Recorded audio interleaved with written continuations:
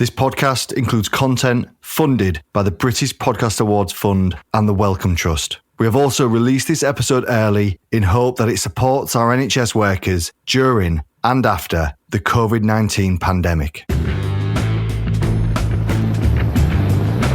My name is Michael Coates. I'm a former firefighter, but I'm also a former soldier. And it's the stories from the individuals within this military community that I'm desperate to document. Our next guest is a psychiatrist who specialises in psychological trauma. We talk about the commando course, trauma management, and delve into moral injury and what happens when our ethical code has been questioned. A moral injury special, Professor Neil Greenberg. This is Declassified.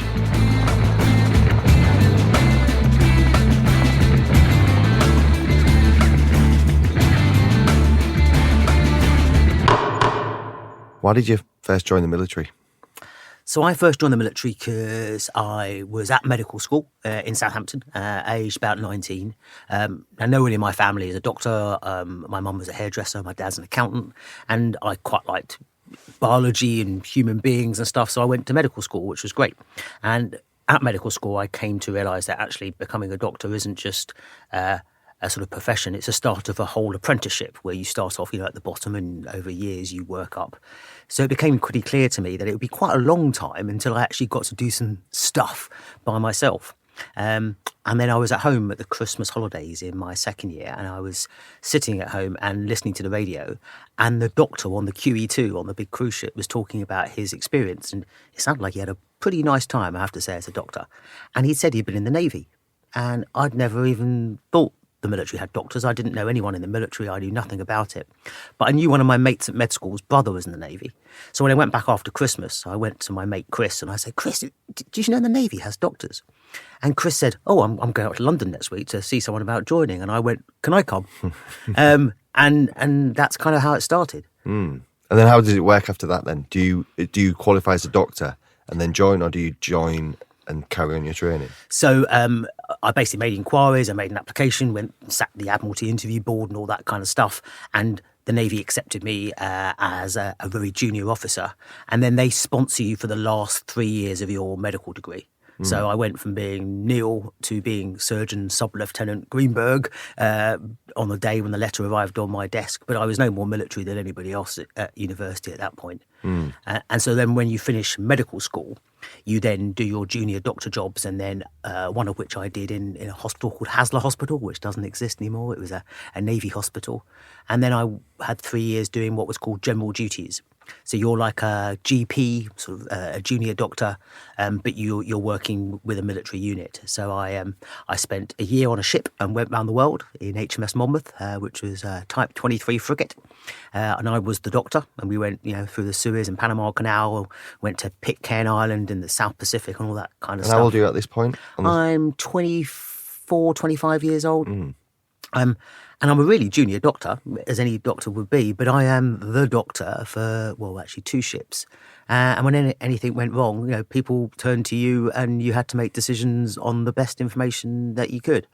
And that was, at times pretty challenging, but also I quite enjoyed the responsibility, which is what I wanted. Yeah. Then I spent 7 months on a nuclear submarine in HMS Spartan, and I was the doctor underwater in some very cramped and smelly conditions, for 130 very unwashed men for 7 months. And then after that, I then went down to Commando Logistic Regiment, Royal Marines, and there I was one of 2 general duty doctors, working with the Marines. And during that time I did my all-arms commando course, and so I went from being a Navy blue beret to having my green beret, which was all kind of quite exciting. And then so I did that, and I did some sort of exercises and the like there, and that's kind of when I finished my general duties time and then started specialising in psychiatry. And why did you choose that? Why did you choose psychiatry? So when I'd been at university, I started off thinking I wanted to be a surgeon because I quite liked making models when I was younger and sort of fiddling with things with my hands. And I thought that would be quite sort of interesting to try and be a surgeon and try and make people better that way. But I guess when I was at medical school, I spoke to lots of surgeons about, what life was like. And to be fair, it seemed a bit boring and a bit sort of repetitive. And then when I went and did my psychiatry attachments, I just thought it was fascinating that you got this privileged opportunity to speak to people or hear about their lives in immense detail and help people who are having really tough times, improve and get their lives back. And I have to say, I really wanted to be a specialist in something. And I kind of got the impression that surgery wasn't for me because it didn't seem very interesting. And psychiatry was a hugely kind of unexplored area. And I thought I could make a difference. Was you seeing as a general duties doctor? Was you seeing poor mental health back then? Was you seeing people who were suffering from different kind of conditions? I didn't see many people who were frankly mentally unwell. I did see a few, but I saw lots of people who were, I guess, what I would call ordinarily distressed. So what do I mean by that? Well, as an example, when HMS Spartan, the submarine I was on for 7 months, when that was due to go away, we were based up in Faslane in Scotland. So in the weeks before we were going away, people are having a tough time. Families are a bit upset that loved ones are going away, and they would come in with a bad back and sort of talk about the bad back. And they did have a bad back, but the bad back hadn't really been a major problem for the last 6 months. But as they got closer towards the time that the boat was going away from the wall to do its deployment, they're getting pressure from their wife. Do you think you really should go? Will your back be okay? And they'd come in and talk to you about their back, but also about their difficult family situation.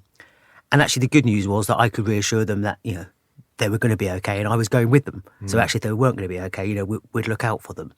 So I saw lots of distressed people, and not a huge number of mentally unwell people, but I certainly did see some. Around the time, actually, that I was also a medical officer in HMS Invincible, which is an aircraft carrier, for about 3 or 4 months, and that was around the time that the ban on homosexual serving in the military was being changed. So it quite rightly was becoming not an issue anymore, and the Navy reversed that ban, and you could serve no matter what sort of sexual orientation that you had, which is obviously entirely proper. But actually, there were a number of people on board who I think quite clearly were homosexual, and that was fine, and everyone kind of knew and tolerated it. But many of them, or at least one of them, certainly I remember, became really distressed at the time. And actually, ended up locking himself in a particular part of the boat, and we had to try and get him out and all that kind of stuff. Well, in 2000, so when it crossed... In 2000, yeah. So when you then became allowed, he then became distressed? Yeah, and actually his distress, rather bizarrely, is before 2000, if you wanted to leave the military, as people will know, it's actually quite difficult at times. It can take you a year. If you haven't served for very long, it can take you many years to get out. And this particular individual... I think he'd always kind of not been entirely sure whether he wanted to stay in. I guess who can blame him? He was in a service that actually, didn't allow him to, express his sexuality. But what he realised is that once the ban changed, he would be stuck in, because before the ban changed, he could have gone up and said, "Listen, I'm homosexual," and he would have been told to leave.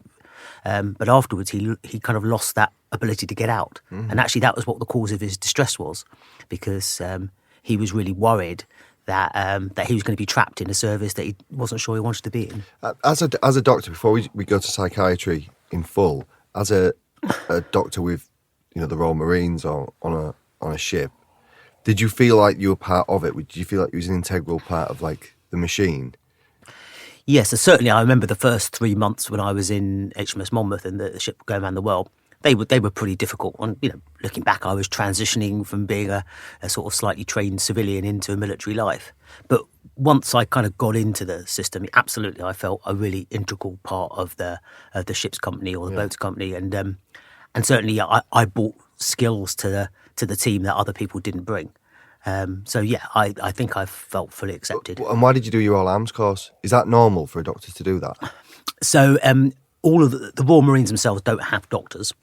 So all the doctors who work with the Marines there's a few Army, but primarily Navy doctors who then go and do their commando course, so that wherever the Marines go, the doctors can go with them.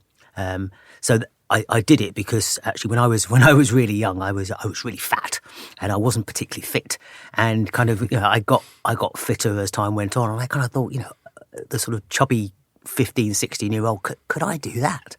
And so I put my mind to it, and actually it was a bit of a challenge, and I actually did my all arms course towards the end of my general duties time. So I've been working with the Marines for 6 or 8 months, and actually, although it's often said that the Marines will accept you more if you've got a green beret because you're like them, actually I think I was pretty well accepted beforehand because I was an okay bloke and I got on with the other guys okay. And I think that was more important in terms of acceptance than necessarily having the same colour hat as they did. Yeah. And so from leaving general duties then into psychiatry, what is the process?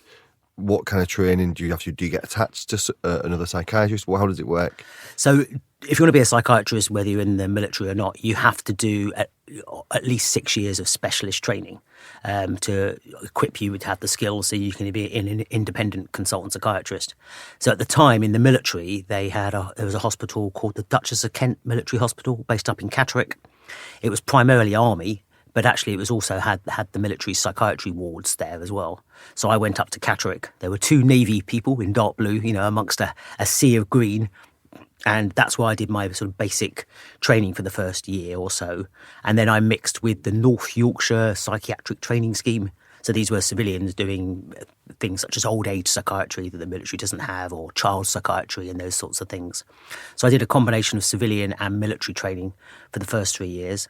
And then I decided, rather than just being an adult psychiatrist, I was interested in forensic psychiatry. And forensic psychiatry is the psychiatry to deal with people who have had some contact with the law. So often they've been violent or disagreeable or in some way, but because they have a mental health problem rather than because they're just a violent or disagreeable person. And so hospitals you might have heard of, like Broadmoor, which hold, mentally unwell and dangerous individuals. They are forensic psychiatry hospitals. So I did a few years of that training, which was outside the military.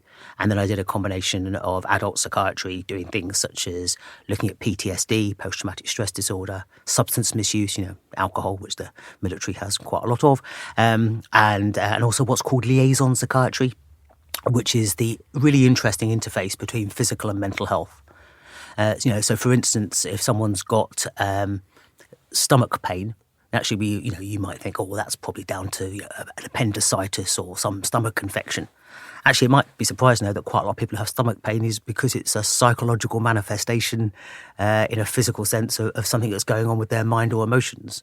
And so actually people get admitted to surgical wards, for surgeons to look at. And actually the reason why they get admitted is they are really distressed. Now that happens actually quite a lot. And even when you look at, say, a condition like diabetes, diabetes is not a psychiatric condition in itself. But actually people's diabetic control is very much affected by their mental health. One of the really good examples of that, perhaps for the military, is about pain. We have plenty of service personnel who have been, significantly injured. And unsurprisingly, they suffer at times a lot of pain. And what we absolutely know is that actually pain management is very much affected by your mental health. So if you've lost a limb and you've got a lot of pain and difficulty with that, and you're a bit depressed, it's really hard to get on top of your pain. So if you treat the depression well, then actually the pain management becomes a lot easier. And so what a liaison psychiatrist does is they sit in that interspace between physical and mental health, and it's a really interesting area, which actually is really relevant to the military as well. And why is that link so strong? Why, if you're an amputee and then you have poor mental health, why does that happen? Why does it happen? So lots of reasons, at a biological, biochemical level, that there are different chemicals in your body that cause you to suffer depression are also very much linked in the causation of pain. And so actually, for instance, some of the antidepressants that we might use to treat people who are depressed, they also use to treat pain as well, because they affect the same nerve receptors in your body. So there is a biochemical basis. And there's also the fact that when you're depressed, you look negatively at many aspects of your life. So you concentrate a lot on what you haven't got, on the difficulties you're having and the negative aspects of the future. And when you do that, you focus more on the pain and it becomes worse. Whereas if you're in a positive state of mind and you can interact with others and get on and do some sort of activities, actually then your focus moves away from what you haven't got and the difficulties you're in towards something more positively. And so actually, although in this country it's a bit of a challenge to be a liaison psychiatrist because there's not enough money around for them, actually what we know is having clinics where if you have a pain management clinic where there's an expert anaesthetist, who's really good at knowing the right medications to deal with pain, is alongside them is to have a psychiatrist who's very good at dealing with the mental health aspects. So from the patient's point of view, they get a much better service having two specialists looking after them than just having one. What year did you finish that training? So I finished my specialist training as I became a consultant in 2005, I think. That's when I got my certificate of completion of specialist training. And then you then straight back into the military, so you're still involved heavily? Yeah, so during the last, I guess, 2 or 3 years of my specialist training, I became increasingly interested in research. So at that time I was working a bit as a senior trainee in the military departments of community mental health. So these are military mental health units. There were 15 at the time spread around the country. The one I worked in was in Portsmouth. And I was also doing the clinic up at Faslane to deal with submarines and mental health of submariners, because I guess I had a particular background in that. And as I became more interested in research, I also then did an attachment at King's College London, with Professor Sir Simon Wesley at the time. And what happened there is I got interested in military research. And so I, as well as being a consultant in 2005, I also became the senior lecturer in military psychiatry, because I was interested in looking at what research can do to help us understand how to look after service personnel better. And you may not remember, but back in 2002 and 2003, there was a very big legal case called a class action, where about 1,000 ex-military personnel brought a big claim against the Ministry of Defence.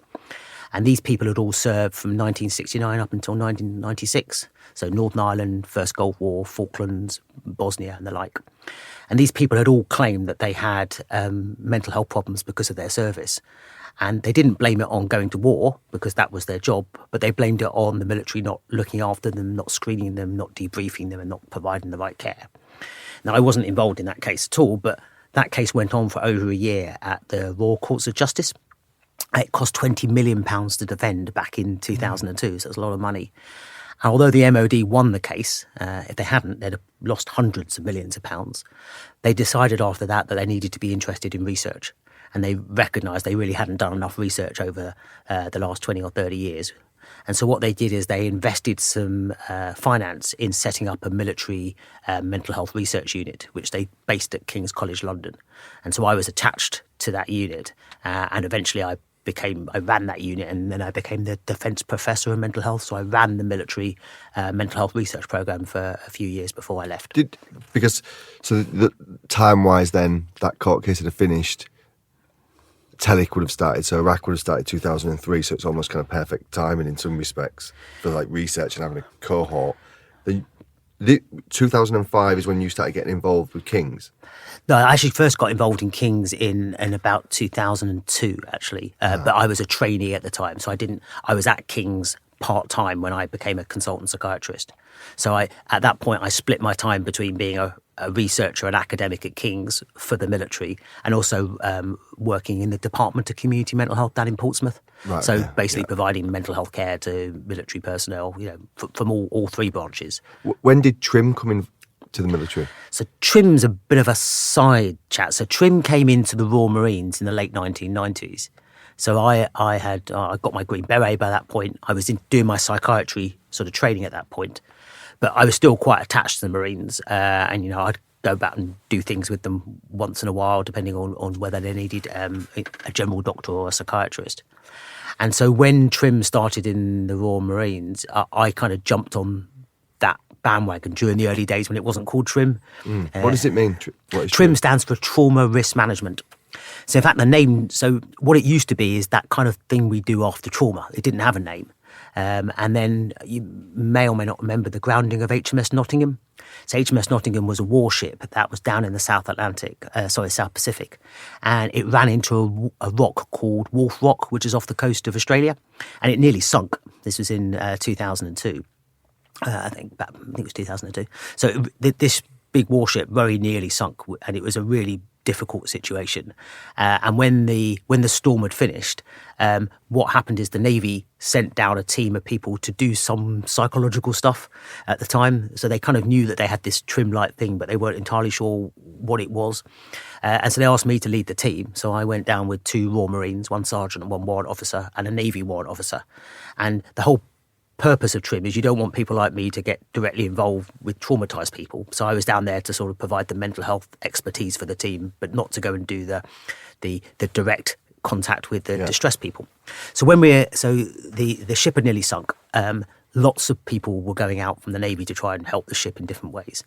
And when we got out to the island where this happened, it was called Lord Howe Island. We turned up and the ship's company were there to meet all these different people. And they said, so why are you here? And the 2 Marines and the other Navy warrant officer kind of didn't know what to say. We're kind of here to look after your sort of team's mental health. But what the guys from the ships said, they said, so are you the specialists? And the rest of my team went, oh, yeah, we're the specialists. They thought we were salvage specialists. And then when they found out we was there to do with mental health, they were going, oh gosh, right, we'll get the doctors to chat to you. So when we came back from doing the HMS Nottingham job, we realised we needed to have a name. It needed to be a thing that we could actually talk about. And actually a Royal Marine major called Trick Layden, who's a great chap. So we had 2 names on. One was Trim, which Trick came up with. Another one was Storm, Stress, Trauma, Operational Risk Management. But we thought that was a little bit too war-y, really. So so we ended up going with Trim. Yeah. So Trim, the name Trim came out from the HMS Nottingham incident.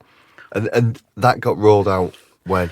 So it got rolled out in the Royal Marines in the late 1990s, and then the Royal Navy, the rest of the Navy, was a little bit unkeen. There was some turf wars going on between very senior people between the Marines and the Navy, and so what the Royal Navy said is, well, we're not sure it works, and so we did a trial, and I ran what's called a randomised controlled trial, which is a good experimental design trial in 12 Royal Navy warships, and we did Trim on 6 of them and Trim not on 6 of them, and we let them wander around the world. On the basis of that trial, we found out that Trim made a positive difference and importantly didn't do any harm. And then the Navy let it be rolled out into the Navy, so sort of in the early 2000s. But then what happened is, of course, Iraq and then Afghanistan is kicking off. But the Army weren't sure that Trim was right for them because it's a Navy thing. We don't do what the Marines. And then in 2007, at that point, I think enough conflict got on and enough people had obviously been, affected by that the Army took that on board. And that then so did the RAF. And then it became a tri-service approach to looking after people's mental health in about 2007.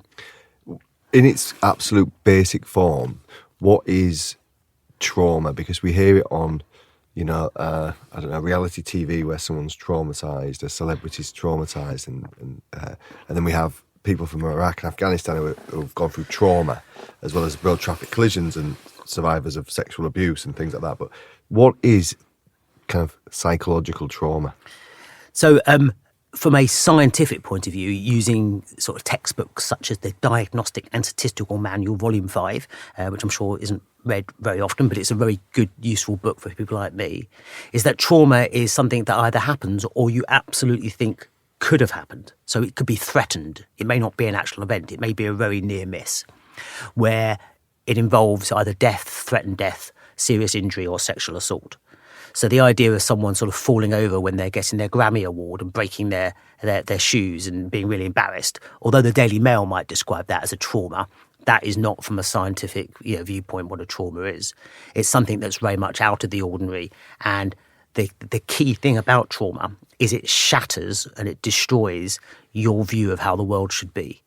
And so what we know is that if you've got 2 people involved in an event that is catastrophic, one person might think it's really quite exciting and was interested to see how big the flames were and what was going on, and the person standing right next to them might be completely and utterly terrified.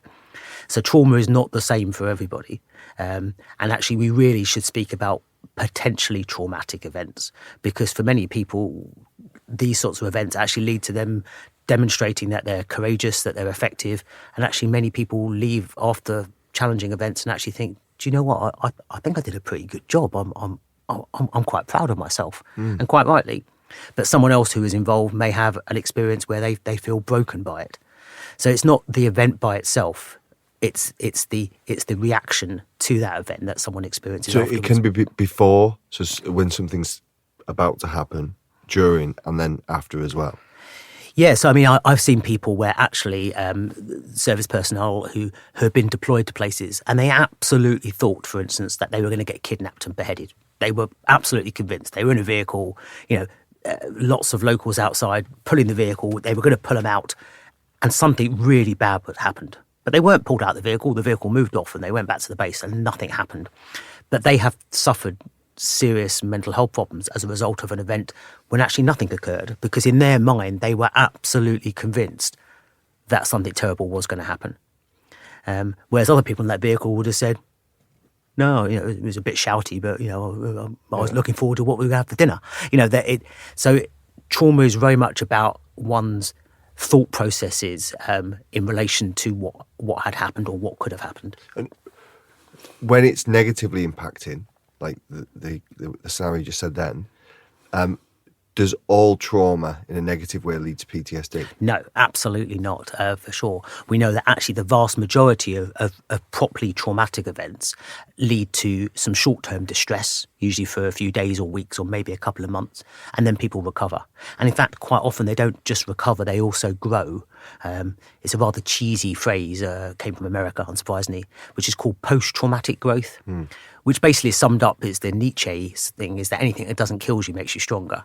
And so actually the normal reaction to trauma is that people experience distress in the short term for days or weeks or occasionally months, and that distress recovers without the need for any professional intervention. You let some time pass, you speak to some friends, you have a glass of wine, you go for a run, you focus on something else. All the stuff most people do to cope with difficult circumstances, and they recover. But what we know is, unfortunately, no matter what the traumatic event is, that a small proportion of people, a minority, will go on and develop a mental health problem such as PTSD. And when we look at, kind of just going over what you said then, so we have disorders and illnesses, I suppose. But what else have we got around that? Like, let me ask you a question. So what is moral injury? So Classic trauma, as I mentioned a bit earlier, classic trauma is about something threatening or something serious, some sort of violence that is going to happen. And what that does is makes us feel frightened and vulnerable and alert to look for future threats. So that's kind of classic trauma. What moral injury describes is the sort of impact that people have, the psychological disturbance that occurs when our deeply held beliefs are violated. So, for instance, many soldiers will quite rightly think that their job when they go to peacekeeping operations is to make sure they protect the innocent local population. So they're going to make sure that women, children, innocent men are going to go about their daily lives, and they're going to stop the bad guys from interfering with that. That's their mission. So moral injury can occur when actually you have rules of engagement that don't allow you to go and shoot the bad guys. So in the former Yugoslavia, at the end of the 1990s, there were situations where troops had come across towns that they befriended, that they'd gone into the day before, and they played with the children and spoken to the locals, and they developed what they had to, which is a good relationship with the locals. And they go back the next day and there's a fire going on, and there's some local militia who are attacking so they radio back to say, enemy are in there, can we go in? And they're told, no, you're not allowed, because the United Nations mission doesn't allow you to go and attack these local militia because they're not attacking you. So there you are, you're asking people to go out and to be good soldiers, good sailors, good airmen, all the rest of it. But actually they're prevented from intervening. And therefore they have to watch or bear witness to events that they really would want to stop. Certainly there are stories back at that time where because the rules of engagement only allow you potentially to use lethal force when you're being attacked, where soldiers would get themselves purposely between the militia and the local people so that they could get shot at, which then would allow them to return fire and do the job they want to do.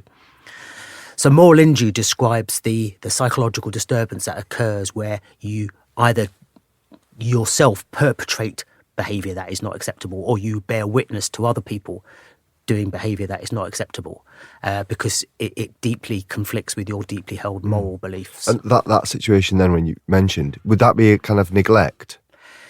Yes, so moral injury can occur either because you do things, because omission or or a commission, or where you don't do things, where you omission, where you have to not act. So you could use the term neglect, but often military personnel want to intervene. That's what they're trained to do. Yeah. They're trained to do something. So merely watching what's going on and not being allowed to have any positive impact upon that can be really, really distressing for people. And the important thing about moral injury is most of the treatments that we have for post-traumatic stress disorder, they focus on threat. They focus on, something bad was going to happen, something bad did happen. What moral injury tends to cause, if it causes difficulties, is it causes more guilt and shame and anger. Because, I had to stand there and watch this happen. Or I called down an airstrike on what I thought was an enemy compound, but it turned out to be a school. I did the right thing when I called the airstrike because that was the information I had, but unfortunately it turned out to be wrong. And the difficult situation that many service personnel experience is they get into situations which are not like on the films. It's often a lot more ambiguous. You often have to make decisions with very limited amount of information in split seconds. And sometimes those decisions don't turn out right. And that can cause you to have some really serious reactions.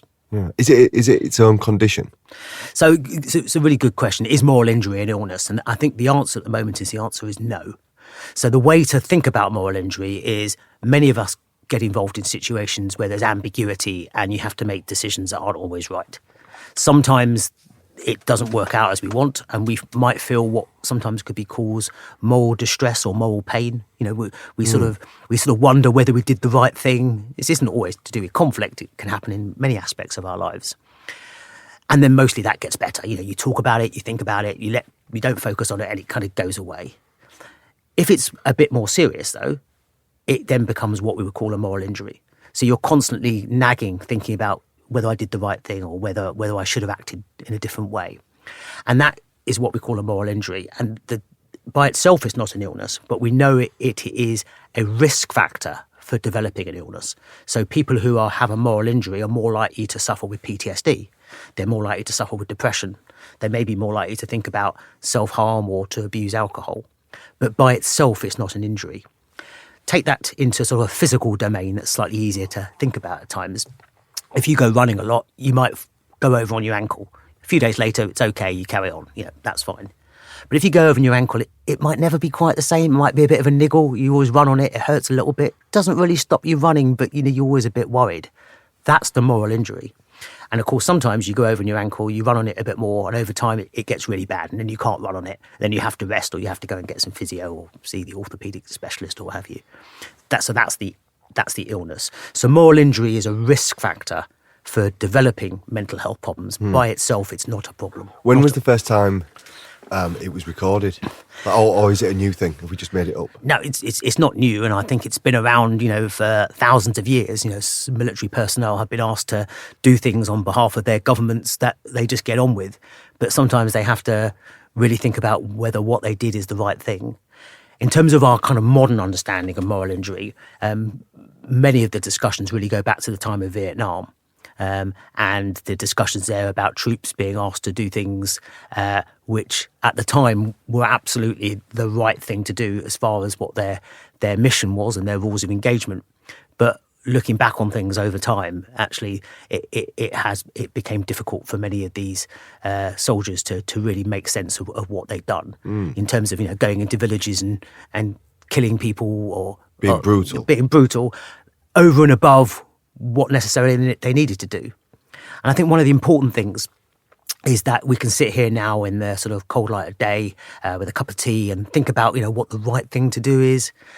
But people who've been in the military who've deployed to conflict zones will know that actually if you're there for many, many months at a time, your idea about what's right and what's acceptable changes. Yeah. And it's not the same as you would have, in a bar in Covent Garden when you're drinking a pint of beer.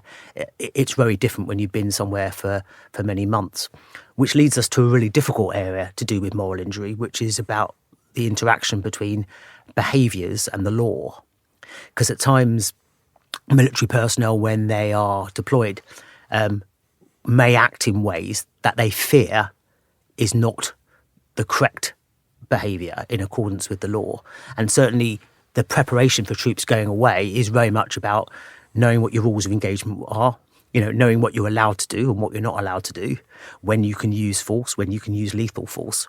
And that all is kind of all predicated on a very clear understanding of who the enemy is, about exactly what's happening. You've got plenty of time to think about it. The reality is when you're deployed, you don't always have the luxury of lots of time to think about it. And whether you go left or right, or whether you put rounds down one particular way or the other, may not be as well thought out as you might like.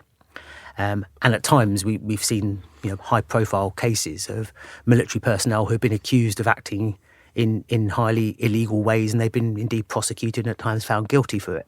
Let's just stay on that then. If we talk about a moral compass, and you'll know what I'm referring to, can we go into that a little bit? Yeah, so one of the cases that was very high profile and was in the media was the case of Marine A. People know his name, Sergeant Blackman, who was who did shoot an injured insurgent in a way that absolutely was wrong, and he shouldn't have done, and was contrary to what the rules of engagement allowed him to do. So he killed an injured insurgent when he shouldn't have done that, and that was really clear. And he was convicted of murder, and that was upheld on appeal.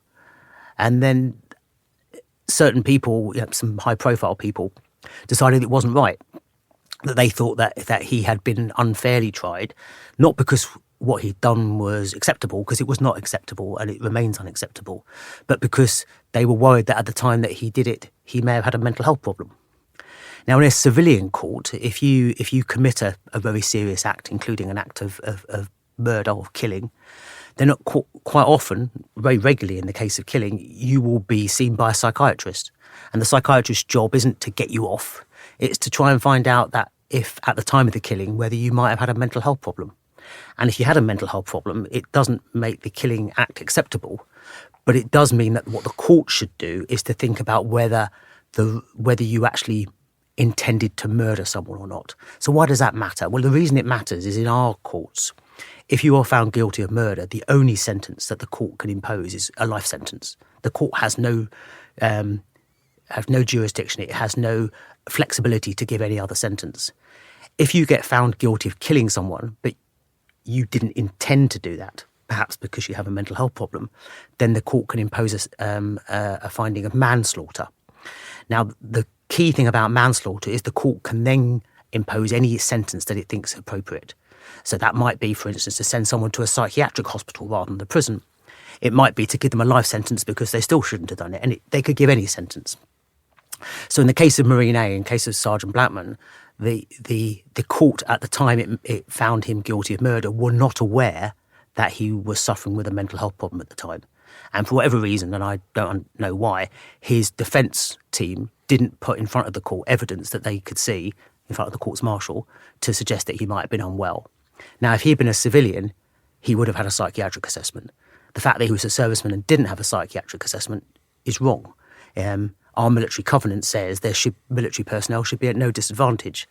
It strikes me that Sergeant Blackman was at a disadvantage because he didn't have evidence that an equivalent civilian would have had made available to the courts. Anyway, the long and short of it is that when that case was taken back to the Court of Appeal in front of the 5 law lords in the land, the 5 most senior judges, they listened to the evidence of 3 psychiatrists, all who agreed that Sergeant Blackman did have a mental health problem at the time. And that mental health problem didn't mean that it was okay for him to kill someone, because it absolutely wasn't. But it meant that he shouldn't have been found guilty of murder. And so what happened at the appeal court in London was that they stopped the finding of murder, and they instead imposed the finding he was convicted of manslaughter. And he was given a 7-year sentence for that, which is quite right because he did something terribly wrong. But he did that on the basis that he had a mental health problem at the time. And that's why he acted as he did, rather than him being just a bad man, as a case of murder might have found. So with regards to kind of poor mental health and law, I suppose there is mitigating factors. There's all sorts of kind of complications and whatnot going forward. Was you part of that? I was. So court? in terms of the appeal at the Royal Courts of Justice, I gave expert evidence. So I was the lead expert in giving that evidence to the court. And I think the unfortunate thing about the case of Sergeant Blackman, I mean, some person died when they shouldn't have died. That is the most unfortunate thing. But is that there seems to be this kind of assumption that the court let him off. He didn't get let off. You know, he was found not to be a murderer, but he was found to be guilty of manslaughter, which is a serious charge. And you know, he got an appropriate sentence given by really senior judges who are hopefully would have to agree. Know what they're doing. If we get back onto moral injury and relate that back to places like Vietnam, where the majority of the study is, are we finding that if people come forward to their psychiatrist and they're showing signs of a moral injury or PTSD or a poor mental health disorder, are people getting criminally convicted off the back of it? Well, this is the interesting point. So one of the things that we know about post-traumatic stress disorder is that it distorts our perceptions. So what does that mean? That means that basically that we may end up thinking that we've done things that are terribly wrong when actually we haven't. So we haven't done nothing, but we haven't acted in a way that is breaking the law. So, for instance, you call down an airstrike and you do it on the best available evidence, and it turns out not to be in the right place. You then become unwell because of that, because you think you did the wrong thing, and you can't find it hard to come to terms with you being a killer of innocent women and children, which of course you may or may not be. But what we know about PTSD is it starts to make you think that it was your fault, even if it wasn't. Now, why is that important? Because it may mean that you wouldn't come forward and ask for help, because you think if you did ask for help, then people are going to arrest you for being a killer of innocent women and children.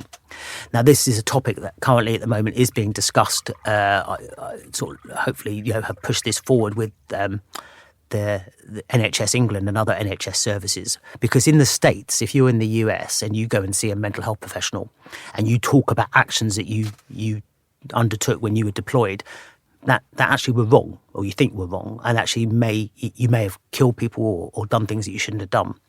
If there's no current threat in the US, that clinician doesn't need to report that. So the clinician needs to work with you to get you better, but they don't need to go and tell anybody else that you might have committed a war crime or done something wrong. In our country, if someone comes to see me as a psychiatrist and they tell me that actually they shot an innocent person when they were deployed because they were angry. They shouldn't have done it, but they shot them because they're angry because their mate had died. And they shot an innocent person. That is an admission that they have done something contrary to the Geneva Convention. They've committed a war crime. And in this country, I am duty bound to report that. So you can see why someone might be pretty hesitant to come forward and ask for help with their mental health if they're worried that in doing so, they're going to end up going to court and potentially getting convicted and put in prison. Yeah. Now, there's no easy answer, because we can't just say, oh, well, if someone's done a war crime, we just, we'll just forget about it, because that's absolutely wrong as well. But because we know that PTSD distorts the way that you see that you've acted, it may well be that people haven't done anything wrong, but they're still not coming forward to get the help because they're worried that the clinician who they see might judge them and report them to the police. So this is a difficult area to grapple with, and there isn't just an easy solution. But certainly what we don't want are people who are out there who are suffering, who are worried that they've done things that are wrong and feel shameful and guilty about it, not coming forward to get help, because that would be a real shame. We did a pilot study in 2018 with partnership with Combat Stress. What was the kind of research findings of that? Was there anything significant? So we've done a couple of little studies now. So what we found there, particularly the study that looked at clinicians, and this is, so we spoke to just 5 or 6 clinicians who regularly deal with service personnel, veterans now, I should say, who have been to conflict and who have mental health problems such as PTSD. And they found that actually many of them talked about these morally ambiguous situations, about having been involved in things that they were worried were not right. And what the clinicians found is that they didn't really have a clear way ahead about how they might treat people like that. So if someone comes forward and they tell you that they thought they were going to die, or they saw a horrible situation where their friend was killed, actually we actually have some quite good treatment approaches for that. We kind of know what we're doing, 6, 10, 12 sessions. We should be able to help someone really sort of get on top of their mental health and to get on with their lives. But when they're talking about the shame and the guilt and the anger at being put in that situation, we don't have such good treatments. And what clinicians tended to say is they kind of sort of ended up going sort of free flow. They ended up sort of just trying a bit of this or trying a bit of that. And that's not really how we work in mental health. What we really want is to have a treatment manual. So if you come forward with depression, that we know we follow step A, B, C, and D, and that will help you get better. And so the study that we did back with Combat Stress identified that actually that there isn't a clear enough plan at the moment about how to treat moral injuries, and what we need are better treatments. And alongside that, what we also know from other research we've done is that veterans who come forward with mental health problems such as PTSD don't tend to do as well as civilians in terms of treatment outcomes. And we think that part of the reason might be for that is that many of those veterans are actually coming forward with sort of moral injury related PTSD. And actually we don't have the sort of right treatment approaches for that yet. It's not saying we can't do anything, and actually there was some really good practice going on, but what we don't have is a standardised approach. And is there more funding in the US or Australia than there is the UK? So there is at the moment an international consortium. We're taking it seriously, I suppose. In the UK, yeah. So it's fair to say that most of the research on moral injury has gone on in the US. I think we are taking it more seriously now than we used to before.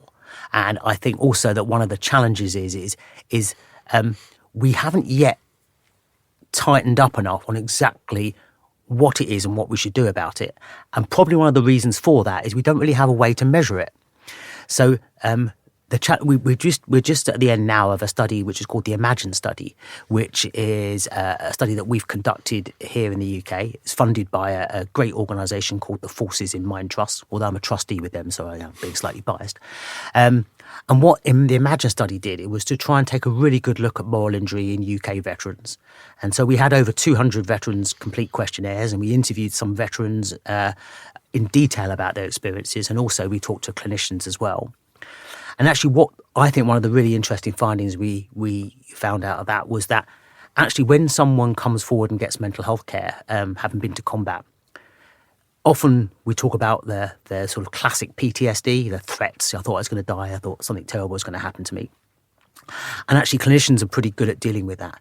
But what happens is we find that actually quite a lot of people who come forward actually have what are called mixed experiences. So as well as having that, I thought I was going to die, there's also another element to it, which is the element that's more to do with moral injury, and that element might be, I felt really guilty because I didn't go and rescue someone, or I froze and I didn't return fire, and actually I think people may have died because I didn't do what I should have done. And because that bit is full of shame and guilt, they don't talk about it very much.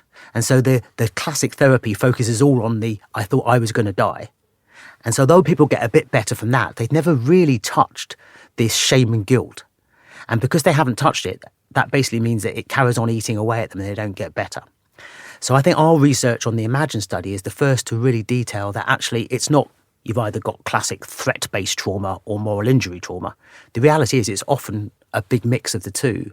And what we think is that clinicians aren't very good at times in asking about that shame and guilt.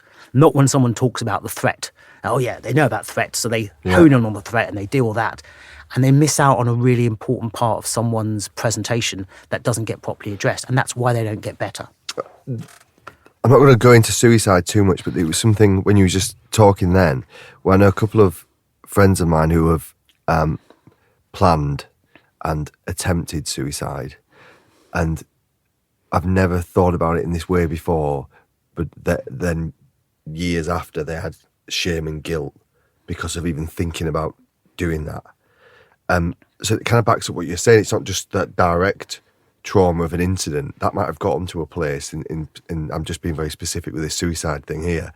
But then off the back of that, may well be some kind of moral injury because they've got kids and all the rest of it that's come off it. And what is, I mean, you can touch on that if you want, but what is the difference between guilt, just pure guilt, and kind of moral pain and moral injury? Well, I guess guilt as an emotion serves a purpose, doesn't it? If I remember back to my younger years when some of my partners, I might have acted in ways, when I shouldn't have acted like that, and I felt guilty as a result afterwards, and I didn't do it again. When you're a child and you do something wrong, guilt can actually be a good experience, painful, but good in terms of helping us to learn not to act in a certain way. from a moral injury point of view, the fact that you were put in a really difficult position, in a conflict zone, in ambiguous situations, and had to make decisions in quick time, and that things didn't work out right, what's the learning there? Is the learning that sometimes things happen in terrible circumstances and they shouldn't? Well, okay, we've learned that, but I don't really see how you can benefit from that, other than saying that war shouldn't happen. And I think we would all agree with that. But I don't think any veteran can stop war just by saying it shouldn't happen. So the difficulty with moral injury and the guilt and the shame associated with it is it's not something we can learn from, but what it does is eat away at us and makes us think that there's something wrong with us. It makes us think that other people won't like us. And actually, one of the things we found really strongly in our interviews in the Imagine study was that people said that they couldn't talk about it with their loved ones, because if my wife or my children knew that I was a child killer, what would they think about me? They would never see me as the same person. I couldn't possibly tell them that. Or if I went to a clinician and I spoke to them about the fact that I called in an airstrike and children died, I'm going to get arrested. There's going to be something. And so I can't talk about it. And what we know generally in psychiatry is that avoidance tends to keep emotions and unpleasant reactions going. And that the reason that people don't recover from psychological disorders at times is that they avoid talking about them. Because the reality is that in most of these situations, war is a terrible place. It is terrible. It's difficult. There isn't a right answer. And what military personnel do through their training and their leadership is hopefully bring the best outcome for what is a really crappy situation. When we talk about outcomes, is there any outcomes from the Imagine studies? Was the bigger study, I suppose. It wasn't so much the pilot, but it's the larger one. Are we seeing any outcomes and impact from that? So we're just at the point of the handing the report in. We think there's going to be some good outcomes. So one of the outcomes that we feel that will happen is that the clinicians who deal with moral injury is actually that they'll start to actually talk about it and recognise it. So they won't just, hopefully, if we get our messaging right, there'll be some learning for the clinicians to know to ask the right questions to make sure that they can address the right problems in the people who come forward. So that's one thing. The second thing is we also need to be able to measure it, because we can't see that things get better unless we can measure change. And so as part of the Imagine study, we've also developed a measurement scale for moral injury. Okay. So that will allow us to identify how common it is, and then we can get on, hopefully, if we get some more funding, to get on and actually design some treatments to try and deal with it in a more standardised way. And so with regards to, nothing purely tangible, but this is now work in progress. We're going in the right direction. Is this scale ready? So the scale is ready to pilot, absolutely, yeah. Right, okay. So, yes, but as I say, we have to hand in the report by the end of March. It's currently being, just checked and draft and checked. But at that point, what we hope to do is to identify some more money and to actually get on and try the scale out, to what we call validate it, to make sure that it definitely does measure what we want it to measure. And then we will try and get on and to design some treatment approaches to make people better. So what, from a clinical point of view, you touched on it really briefly then. Why is understanding moral injury important? So it goes back to that piece I was mentioning earlier, which is that when someone makes that brave choice to actually go and get mental health care in the first place, so we know that in this country, 2/3 of people who have got mental health problems don't go and get any care. It is difficult because people feel stigma, they feel embarrassed. But for someone who does decide, who makes that brave effort to go and get care, and they sit in front of a clinician and they start to talk to them about their experiences, so the clinician can try and help them understand what the problem is and then work out a treatment plan. If you aren't able to identify that someone's got moral injuries, then you're not going to be able to deal with it. It's the same as when you're doing a physical check after someone's been physically injured and someone's not breathing well. Yes, you absolutely should help with their breathing, but you've got to do a secondary survey and check they also haven't got a broken leg, because otherwise you're not going to provide them with the right care. And so in this sense, if someone's coming forward and talking about how terrible their experiences were when they were deployed, yes, we've got to focus on that, but we need to ask all the relevant questions to make sure we identify all the injuries so that we can actually help them recover. And so I very much hope that what this study will do is to make a difference, hopefully pretty quickly, in getting clinicians to ask about morally injurious events and their impact they have on people. And because we look at treatment, and because there's no specific treatment, there's good things we can do. This scale and piloting this scale is in hope, and then you'll be I can't speak. We'll then be able to develop treatment from that. Yes, absolutely. So if someone comes in at the moment to a mental health clinic, they're often asked to fill out a lot of scales. Scales don't make diagnoses. If someone fills out a depression scale, there's a big depression scale called the Patient Health Questionnaire. It's a 9-item question, and it scores between 0 and 27. And the higher the score, the more depressive symptoms you got. But if you score above 15 or above 20, you haven't got depression. That's the job of the clinician to make that. But if they've got this scale in front of them and it's saying the person's scoring 27, the clinician knows to be asking lots of questions about depression. Yeah. So it helps them. If we have a moral injury scale that's scoring really highly, then what it should do is to help the clinician ask the right questions to identify if moral injury problems are present. Another piece that's also potential, and we're just talking sort of slightly more blue sky here, and we've been engaged with certain people in the army as well, is back when the incidents happen, back when actually the morally injurious event has occurred.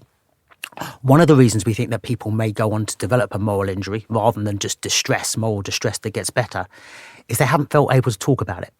So wouldn't it be interesting if we could find a way to train junior commanders still serving how to have discussions about this sort of stuff in a way that would help the soldiers that they lead? In the military, we often say that something bad happens, you often say, oh, shit happens, which of course it does happen. And for some people, that's okay. That might be quite helpful. Yeah, I guess it does, boss. Okay, well, I'll just go and make a cup of tea. But for other people, the shit happens isn't enough. Actually, what they need to do is to really understand it wasn't their fault and that actually the situation was crap. It wasn't them that was crap. So maybe there could be ways that we could find to give junior commanders some little tactical aid memoirs, some little tips about how to have conversations with people who are struggling with what's happened to them, so that actually they don't go on and develop a moral injury at all. So that's another way that potentially we can look to try and stop the issue of moral injury going on and causing problems. Would that be then a kind of upgrade of trim? Well, it could be. That's a possibility. So one of the things that's a good point is about whether the trim assessment interview should also look at moral injury to some extent. That's something to look at. I also think it's something to do with who's best placed to talk about this topic in the military. I think it might be the junior commanders, the corporals and the sergeants. I think it also might be a role for military chaplains and padres. They often deal with these topics as part of their training. So actually, for people who are unwell, rather than seeing a psychiatrist or a psychiatric nurse, actually the padre may have something to play, at least for some people. And so I think it's about if we take the understanding that actually these difficulties, these potentially morally injurious events can cause some people to become unwell, how do we look upstream and try and prevent people being affected by them as effectively as possible? It is blue sky thinking. And I think the military spearhead a lot of this stuff. You look at TRIM, and now that's in emergency services and other organisations. Speaking about emergency services, are specific demographics more prone to moral injuries? Are police more prone than paramedics? Are paramedics more prone than those that have served in conflict? Where are we looking at that? No. So although we've spoken a lot today about moral injury and its relationship to the military, it is absolutely not something that's just a military issue and not an issue elsewhere. So we know, we've actually did a study some years ago about trauma-related guilt, which is associated with moral injury, in media professionals. So if you're a reporter or you're a cameraman and you're taking pictures of these terrible events, which is what you need to do, you want the world to bear witness to what's going on so that changes can happen. But do you keep filming, or do you go ahead and try and help the injured child? What's the right thing to do? Do you report on stuff which will really affect people because it's going to make your career good, or do you not report on it? If you're in the emergency services, again, particularly paramedics, sometimes you go into a situation where there's 3 or 4 people seriously injured and you have to do triage. But how do you make the decision about who you go to save first? Should you have made the decision to go and save somebody else? And so I think actually moral injury as a topic applies to an awful lot of professions.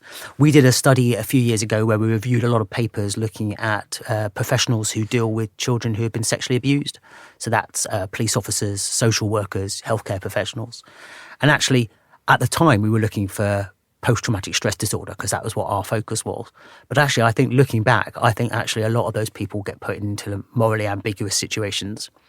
Do you take a child away from its parents or not? When as a social worker, there isn't an easy answer to that.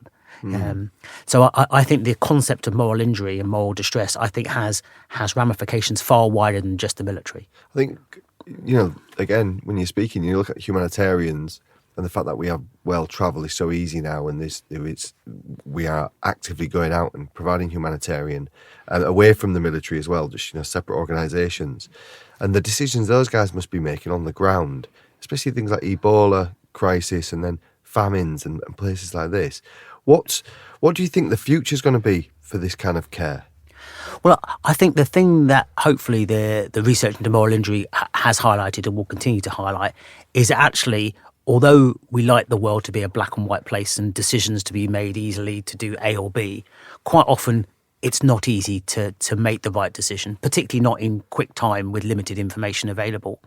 So I think that actually finding a way to program into us, into aid workers, into emergency services, that sometimes the situations don't have a right answer. There definitely are some wrong answers, that's for sure. But understanding that there isn't a right answer, and that at times you will make the best decision you can, but it won't necessarily lead to the best outcome. I think if we can get that fixed in people's mind a bit better than we have, we'll hopefully stop some of the guilt and shame that goes on and erodes people's well-being over time. Yeah. I mean, the military community has done so much for this. The Imagine study, the people that came and actually provided information. Why was it important that they did that? And are their voices forgotten now, or is that work carrying on? Oh, no, their voices definitely aren't forgotten. And I have to say, I take my hat off to all the people who filled in questionnaires, and particularly the people who spoke to us.